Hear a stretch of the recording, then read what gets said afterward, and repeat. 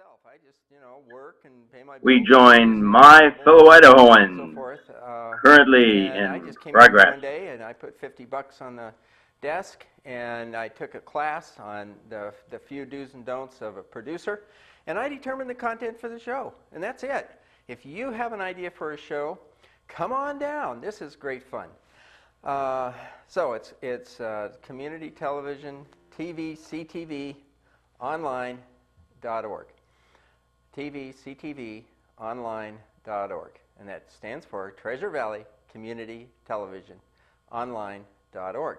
So my friends in Pittsburgh, the station is streamed. Unlike most TV stations, they're not streamed over the internet. This one is. So my friends in Pittsburgh are watching. Hello, good evening. Hope all is well. And you're not getting a blast of snow like the Midwest is, or Midwest, the middle of the country. I think it's moving east, so look out. At any rate, moving right along, this is my fellow Idahoans, an unabashedly conservative, political, public policy talk show. And tonight I'll be doing most of the talking because I don't have a guest here tonight. At any rate, to get things started, we usually start, my fellow Idahoans, with an Aesop's fable, mainly because they demonstrate that human nature, they were written, I think even BC, before Christ, and it just amazes me the amount of, or the fact that human nature really hasn't changed much in several thousand years. So if you want to know what humans are going to do in the future, all you have to do is look what they've done in the past. What's that called? Learning from other people's experience. So there's, let's see, slide number 7 is the Aesop's fable for this evening. So here you go, The Lion and the Statue. A man and a lion were discussing the relative strength of men and lions in general. The man contended that he and his fellows were stronger than lions by reason of their greater intelligence. "Come now with me," he cried, "and I will soon prove that I am right." So he took the lion, him, into the public gardens and showed him a statue of Hercules overcoming the lion and tearing his mouth in two. "That is all very well," said the lion, "but proves nothing, for it was a man who made the statue." Showing man conquering the lion. Well, the moral of the story is we can easily represent things as we wish them to be. And I rarely speak ill of Democrats, but I do have one observation, and that is, in this gun business that's going on with the unfortunate incident back in Connecticut, there's 300 million guns in private hands that did not kill anybody today. And it really is it's just a tool. It's like a kitchen knife. What do we have to do? Oh, well, OJ or somebody cut the throats of a couple of people back quite a while ago. So does that mean we have to go collect all the knives all over the place? No, the first thing that socialists have done throughout history in order to get 100% control over a population is to take their guns away. And in fact, one of the Japanese generals was asked, or the admirals, whatever, was asked, after you bombed, you destroyed all those ships at Pearl Harbor, why didn't you just bring your army and attack San Francisco or someplace? He said, "Are you kidding? There's too many deer hunters in the United States. We didn't want to go up against them." Well, that just goes to show that private ownership, that the founding fathers only 220, 30 years ago were absolutely right. The Second Amendment that says citizens can bear arms. They were right. It scared away the Japanese. We might have had an invasion of Seattle, and Seattle might today have a Japanese flag over it. Probably wouldn't hurt. Well, just kidding. At any rate. So it just goes to show that the folks who really want to take our guns away are folks who basically want to control us 100%. They just have this thirst for power. And so they have to get our guns because the Second Amendment was written not so that we can go hunting or whatever. It's so that we indeed can protect ourselves from an overbearing, tyrannical federal government. And I'll tell you the way things are going, the way the feds have ignored the Constitution for about the last 100 years. There are so many federal rules and laws right now that are not mentioned anywhere in the Constitution. And even the Supreme Court, that's part of the federal cabal. They're a political organization. There's either the votes are always 4-5, 5-4, 4-5. It's always Democrats and Republicans, Democrats and Republicans. So it's as political as Congress is, as well as the presidency. So you get these people in power that want control over us, just like this Obamacare thing. Sorry, Obamacare, shame on me. It's the Patient Protection and Affordable Care Act, PPACA, or just ACA, whatever, the Affordable Care Act. Well, anyway, so these folks who want to take our guns away so that we can't fight back, so that we're not tempted to fight back when they take more and more control over our lives, that's why they use every tragedy to try to go after gun control. But the real cause of that guy wanting to even pick up a gun in the first place, what? He was mentally unstable, and he was violent, and we knew that ahead of time, but we just kind of let him just do his thing. What's with that? You know, that's not right. So that's probably a huge reason, and maybe part of that reason has to do with the quality of parenting. You know, well, I'll tell you, when I went home from high school, my mom was there every single night, and it was a lot of fun. We'd get in, have our debates about whatever issue of the day was, and I'd help with dinner, peel the potatoes or the carrots, or there was always ironing shirts, and so I'd sit there and iron shirts, and we're talking, you know, for a couple hours before dinner time. But she was always home, and I tell you, we had a bond that, well, she's alive and well today, and I enjoy the great relationship that I've had with my folks since day one. Well, moving right along. So these people, what do they call it? The low information voter, the person who doesn't pay much attention to what's really going on. They are easily duped into thinking, oh, we need gun control to prevent killings in schools. And I'm saying, oh, baloney. You know, if you have violent, mentally unstable people, they'll figure out some way to kill us. And besides that, the schools were under gun control all this time. No gun zone, no drug zone. Well, what happened? Gun control obviously didn't work. So we really have to get to the root cause of this kind of problem. The root cause. The root cause has to do with the quality of parenting and the fact that we're not really addressing a young adult who is mentally unstable and tends toward violence. What are we doing about it? I've heard nobody talking about this. So you heard it here first, maybe. Well, all right, moving right along. So that's the Aesop's fable for today. And I'd like to jump right on into slide number 2, the Affordable Care Act, which is, you know, reluctantly being thrust upon us. It's bad law. It's just bad law, period. It's bad law.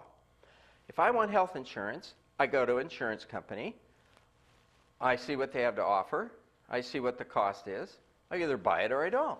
It's really simple. It's like broccoli. I go to the broccoli store.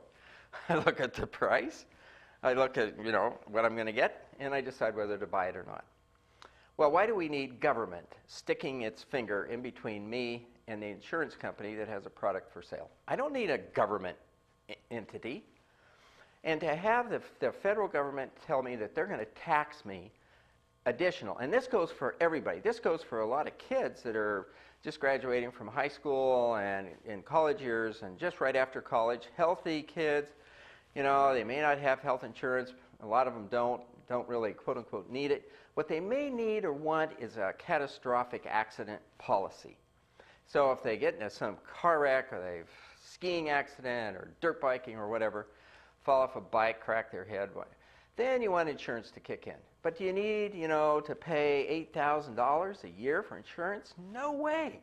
But I'm telling you, with this Affordable Care Act, quote unquote, they're going to require everybody If you've got any money at all, if you're making any money at all, they're just going to grab it instantly, and you're going to have to buy a whole bunch of insurance that you don't really need. And they're coming after you. They're coming after your money. Well, so you want to just say no. Absolutely just say no. So the Affordable Care Act, and you can put that slide number 2 back up, because there's the 3 bullets, and we can just kind of go through them. One example is my insurance policy. I have an individual policy, and I ask for a high deductible, because I have a savings account, and I can afford to pay the first $4,000 or $5,000 of any kind of medical thing that happens to me. So, fine, I just want the insurance to kick in after I have spent $5,000. That way the premiums are really low. You know, a couple, $200 to $300 a month. And that's affordable for me. I can handle that. Well, this last April, which is the anniversary, the renewal date, all of a sudden the insurance premiums on my policy, my nice little health savings account qualified policy, HSA qualified policy, the premiums went up like 20%. I said, now, whoa. Now, I know I'm getting older, fine. So I would expect the premiums to go up a little bit. But 20% in 1 year? It's always been 3 or 4 or 5%, something like that. But 20%? Well, the bottom line is, what I found out is that the federal government, what business is this of theirs? The federal government is requiring my insurance company to cover 100% of the cost of certain screening tests that are good to have occasionally. And so, because they have to cover the cost regardless of my deductible, if I go have one of those tests, they're going to be paying for it, regardless of my deductible. That was never the intent of that policy, that HSA qualified policy. Never the intent for them to cover 100% of some of these tests. So I called them. I said, why are you required to do this? What's going on? And they said, oh, it's PPACA, the Patient Protection and Affordable Care Act, is requiring us to do this. Well, you know, I'm starting to kind of scratch my head, and I kind of like the rebellious kid, kind of like the Founding Fathers who rebelled against King George. I'm starting to think, well, let's just rebel against the idiots in the federal government back east.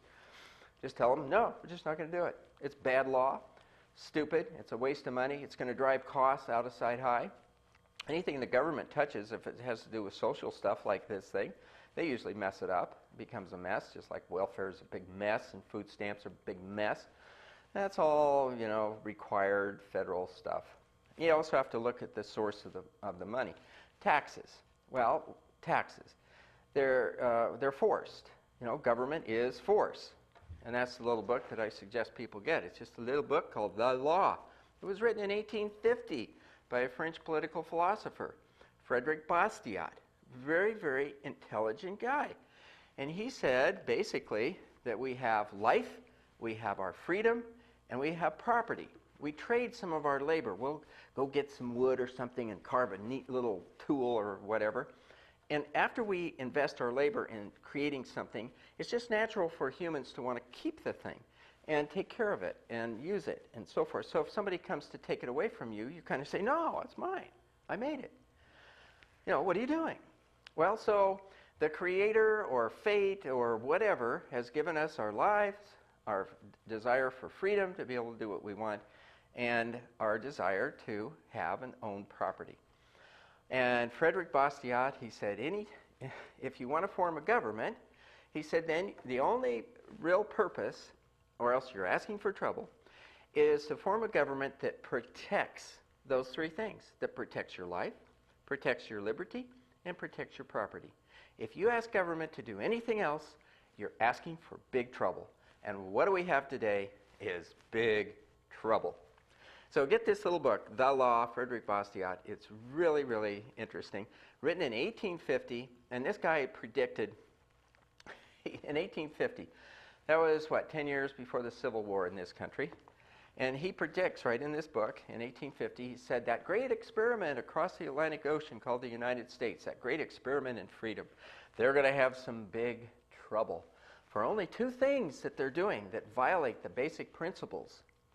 They're doing 2 things, and the one that we really did get in trouble is slavery. He said that's a violation of liberty, it's a violation of property. And those United States are going to get into big trouble because they're violating Bastiat's basic principles of having government only for the purpose of protecting life, liberty, and property. Well, so indeed, the Civil War followed, and it was just a massacre of people, especially over that July 4th weekend. 50,000 soldiers died at Gettysburg, Pennsylvania in one weekend.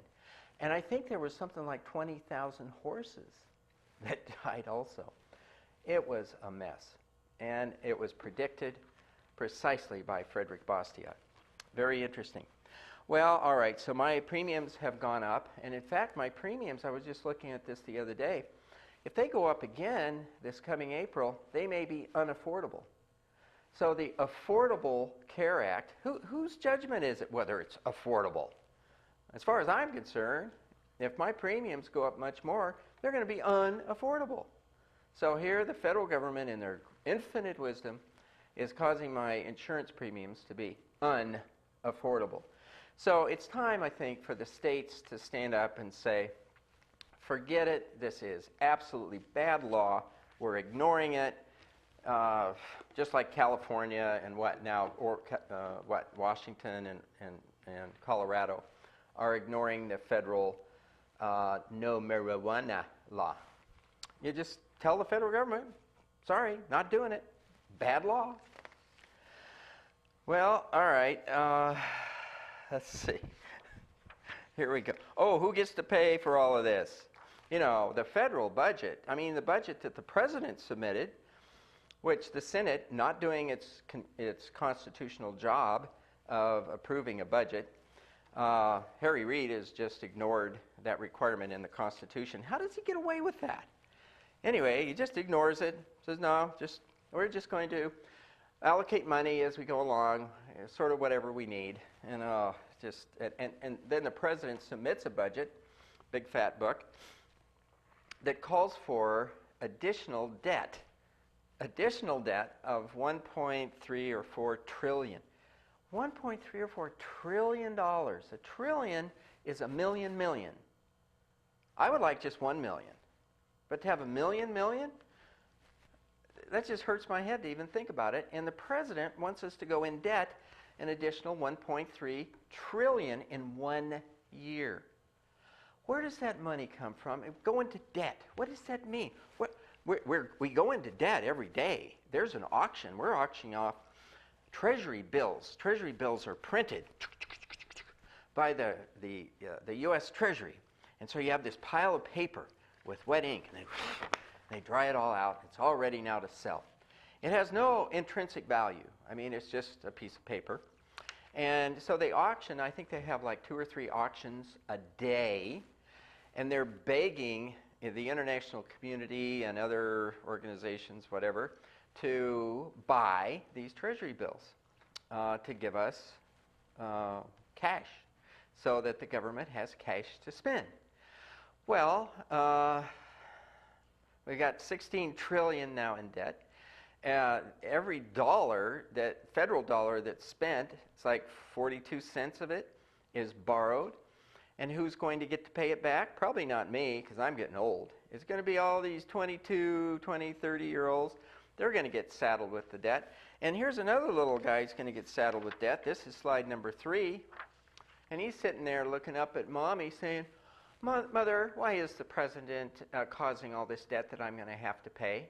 And why are all you Americans out there, why are you allowing this? This is really going to be a burden to me and my kids. Why? Why don't you do something? It's not right, is it, Mommy? What does Mommy say? Where's the channel changer on the TV? Want some ice cream? What do Mom, now, well, I could go on that, but I don't want to do it. All right, let's go on to slide number 4. We need prosperity in this country. We're in this Dodd-Frank recession, and I call it the Dodd-Frank recession because Senator Dodd and Barney Frank, the Dodd-Frank duo, congressmen, they both have kind of retired. I think they were getting a little bit too much heat. They claimed that everybody had a right to a house, a nice house. Everybody has a right to a house. Well, the Founding Fathers, when they were laying out the Bill of Rights, they said, hey, the only thing that we could really guarantee, a community could really guarantee for all of its citizens are things that don't cost anything. If they don't cost anything, it's easy to guarantee it. But if it costs something, how can we guarantee it? How do we know the money's going to be there? We don't know. So that's why the Bill of Rights that we have, the freedom of religion. I mean, what does that cost? It costs nothing. You can believe whatever you want. It doesn't cost anything. If you want to change, it doesn't cost anything. Freedom of speech, the ability to go stand on a corner and talk. What does that cost? Nothing. Freedom of the press. Well, once you've already decided you're going to have a press, freedom of the press means you can print whatever you want. So what does it take to change what you're going to print? Nothing. All right? So all these freedoms that were delineated by these really intelligent folks back then, I thought they had to be stupid since they didn't have electricity, they didn't have computers, they didn't have the internal combustion engine, cars, and so forth. So I thought they had to be pretty stupid. But I'm telling you, you start reading some of the stuff that those folks wrote, and I'm telling you, they are a lot smarter than I'll ever be. They were brilliant, brilliant folks in designing the Constitution, etc., and in running the country and holding the positions, period. Well, anyway, so freedoms that are guaranteed are only those things that really don't cost anything. If something costs something, then you can't guarantee it. In fact, I'm not a big Bible thumper kind of person, but I guess St. Paul was preaching to some group, Thessalonians or somebody, and he basically said, hey, if you don't work, you don't eat, because food costs money, and so you have to earn it if you're going to eat. Boy, and that's in the Bible, even the New Testament. Very interesting. Well, all right. So we need prosperity. We need to get ourselves out of this Dodd-Frank recession. Dodd and Frank said that everybody needs to have this house, and that these government entities called Fannie and Freddie, we're going to buy up all these mortgages. And anyway, so the government ends up owning mortgages on houses, and people can't make payments, they get kicked out of their house, etc. And so we had the big run-up during when mortgage applications were falsified, so that the people that really couldn't afford to pay the house payments, they got houses anyway, and they were told, it's okay, just sign here. So they just sign, go move into the house, and then a couple, 3, 4 years later, all of a sudden they can't make their payments, and then they get kicked out of their house. And it's all due to those cotton-picking politicians back in Washington. And I guess you could say, well, it's due to the voters, because we keep electing these interesting people. Well, we need to bring prosperity back to our country, and so I do have a very positive message, and this is slide number 4. What does it take for prosperity? Here we are in Idaho, Boise, wherever. What does it take to be prosperous? And you say, well, it basically takes 3 things. First, we have to have natural resources. We need labor, people willing to work, and we need capital, quote-unquote capital. What is capital? I guess in the simplest form, capital is money. And so you need money to pay wages and to buy equipment and to rent a facility, to create whatever you're going to create. And you need people who are willing to work. And how many people do we have on welfare these days and food stamps? They're willing to work, but we're in this recession. Well, anyway, moving right along. So people work, the labor element, and then what happens? We create products, we sell the products. In fact, I kind of outlined this in the next slide, which is 5. What is capital, and how does this cycle work? The business has money in an account. They pay salaries, they buy raw materials, they build a plant. The laborers create products. The company then sells the products.